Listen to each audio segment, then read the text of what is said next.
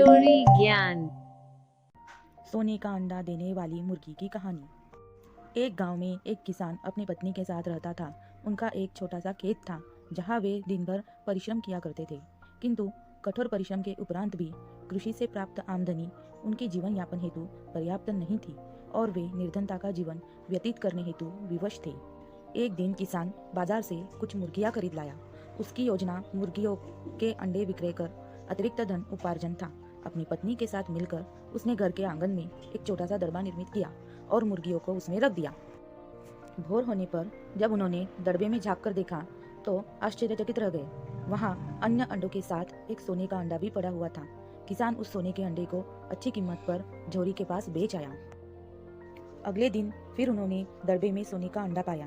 किसान और उसकी पत्नी समझ गए कि उनके द्वारा पाली जा रही मुर्गियों में से एक मुर्गी अद्भुत है, वह सोने का अंडा देती है।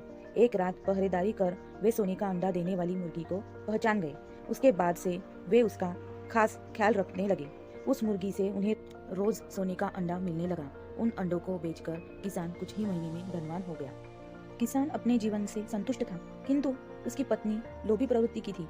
एक दिन वह किसान से बोली, आखिर कब तक हम रोज एक ही सोने का अंडा प्राप्त करते रहेंगे? क्यों न हम मुर्गी के पेट से एक साथ सारे अंडे निकाल लें। इस तरह हम उन्हें बेचकर एक बार में इतने धनवान हो जाएंगे कि हमारी 7 पुश्तें आराम का जीवन व्यतीत करेंगे। पत्नी की बात सुनकर किसान के मन में भी लोभ घर कर गया।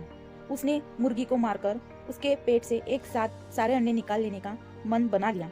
वह बाजार गया और वहां से एक बड़ा चाकू खरीद लाया। फिर रात में अपनी पत्नी के साथ वह मुर्गियों के दड़बे में गया और सोने का अंडा देने वाली मुर्गी को पकड़कर उसका पेट चीर दिया। किंतु मुर्गी भीतर से सामान्य मुर्गियों की तरह ही थी। उसके पेट में सोने के अंडे नहीं थे। किसान और उसकी पत्नी अपनी गलती पर पछताने लगे।